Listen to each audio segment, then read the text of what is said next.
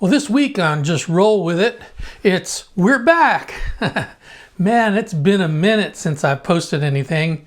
We've had a lot of things going on around here, and it's put a kibosh on my filming schedule, but you know what? It's opened up and I'm back. So today we're going to talk about what it's been like since I've been missing, and we're going to do something spiritual today. We're going to talk about prayer and meditation. So hang on, here we go.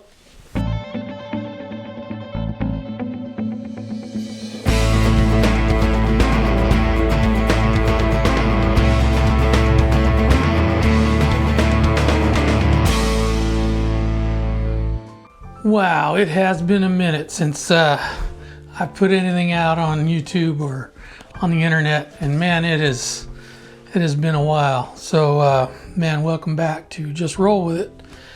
And man, I've been away for quite a while because of family issues. We had a death in the family, COVID, just a lot of different things going on, keeping me from being able to dedicate to filmmaking and doing other things. I have been songwriting, I have been working on music, but just haven't had a chance to really put this kind of thing into action. So here I am, and I want to thank you for tuning in, for holding off while I was away. You know, life is in session, so that's what we do. And so what I want to do, it's 2024. I want to talk about the new year and the way the holidays shape up for me. You know, it's like a threefold or trifecta, trinity of holidays for me. Thanksgiving, Christmas, and New Year's. You know, there's something that I do. It's a bit of ritualistic, but it's what I do. Thanksgiving, it's getting close to the end of the year, so I try to look back at my year and see what good things have been going on. Most of the time, I'm dissecting the bad things and trying to fix them, trying to put out fires. So most of the time, I'm a bit stuck on, what's been going wrong and trying to deal with it. Thanksgiving time, I want to try to see how the year shaped up, and hopefully my trend is going up. Things are looking good, and I can take a look at the year and give thanks for all of those blessings that have happened throughout the year, regardless of what they might be. That's what I do for Thanksgiving, and it gets me into the Christmas spirit for me, which is about service. I mean, Christmas is about the baby being born and God becoming flesh, coming down to be with us, to serve, to act as a servant rather than some king lording down on us. He became one of us. And, to me, that's like, that's the picture of how to give of yourself, to be of service. So Christmas to me is about being of service.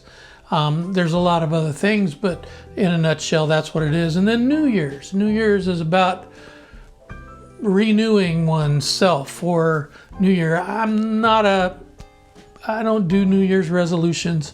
When I was running on my own will, I would, because that's about the best I could do. I can't, about a week, 10 days is about all I'm good for.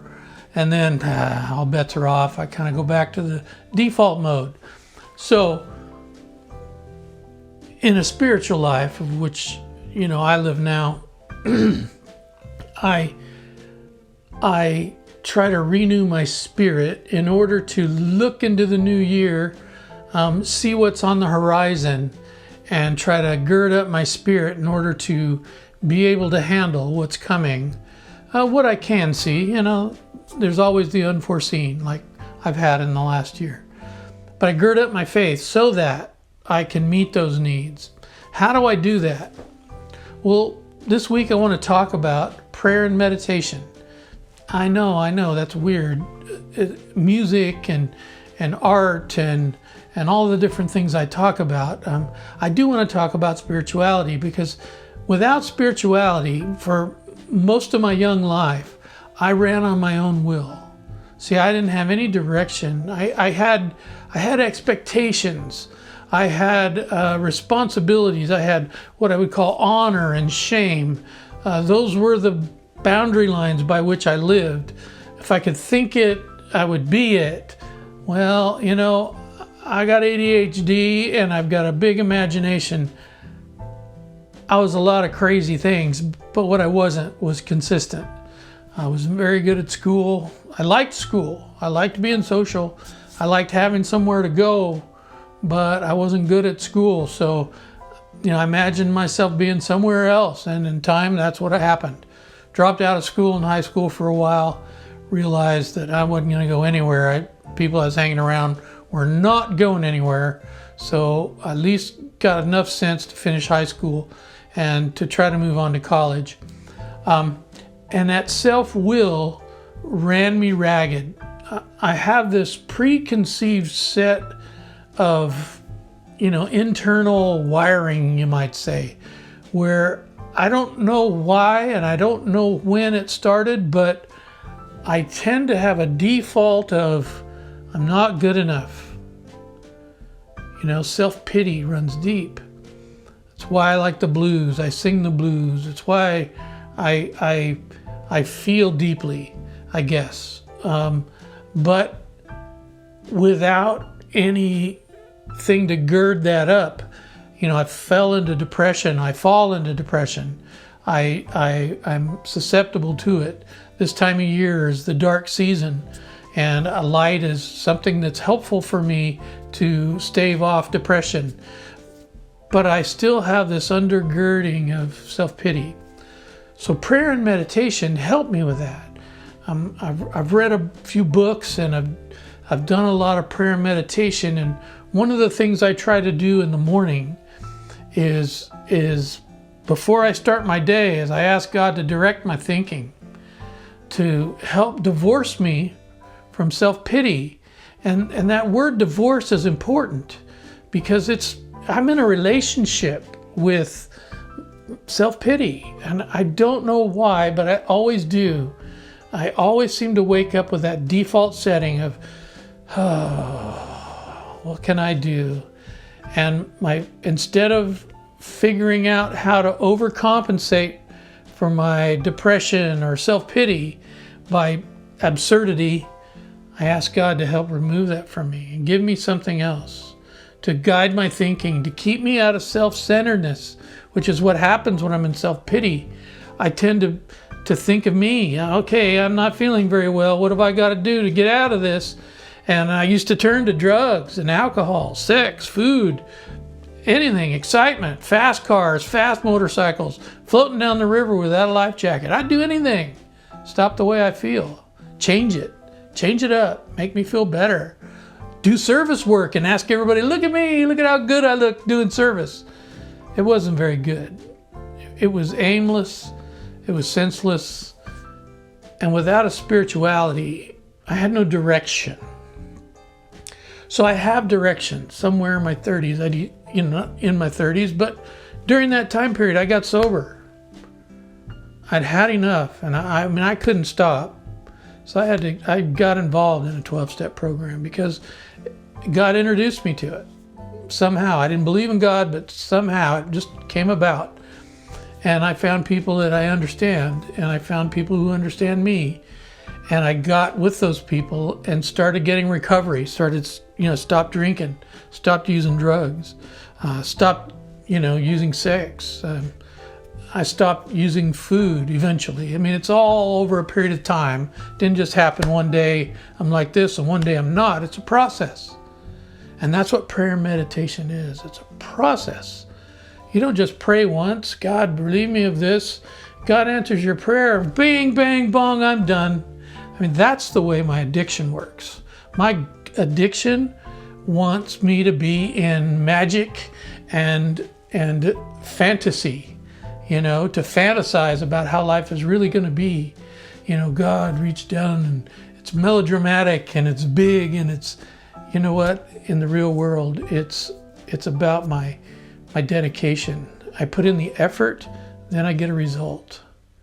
And it's through that process that one day at a time I get a little better. And what happens when I do that? Well, my music has focus. My production has focus. When I have a problem, I ask God to give me an intuitive thought or help me just to relax and see what happens. Because before I'd force it, I'd get mad and I'd blame somebody, you know, this company, your machine broke and you suck. Instead, I sit back and I go, wait a minute, stuff happens. Let me see how I can fix this. How can I do this? Can I ask for help? Is there someone who can help me? Before prayer, meditation, and spirituality, I didn't ask for help. I asked for hostages. It wasn't very good. So what is my message for today and this year? Is that I hope my music, the videos that I create, I hope that there's some way that they're helpful, that they're fun to watch, that through prayer and meditation you can understand. I'm watching a few podcasts and it's funny, some of these people are starting to really talk about prayer and meditation because we're so divided everywhere you look. I saw a podcast about Joe Bonamassa talking about the new era of music and how he's just 7 licks away from his career being completely destroyed because he plays these concerts and everybody's got their phone sitting up there and they're just waiting for an accident to happen so that they can go see and just, you know, demolish somebody. And in the old days, we went to concerts to see our people play, to see our heroes, to see maybe our friends play music. And we had accidents and we made mistakes, and you know what? That made it live. It's what the beauty of art is. And so when I pray and I meditate, I understand that I can't be caught up in the fame. I can't be caught up in the perfection, because there's nothing perfect. I can't get caught up in the belief that I'm better than or less than. I am who I am. So keep coming back, keep watching my channel. We're gonna have some really cool stuff this year. I'm gonna try to put it out every week, so keep coming back.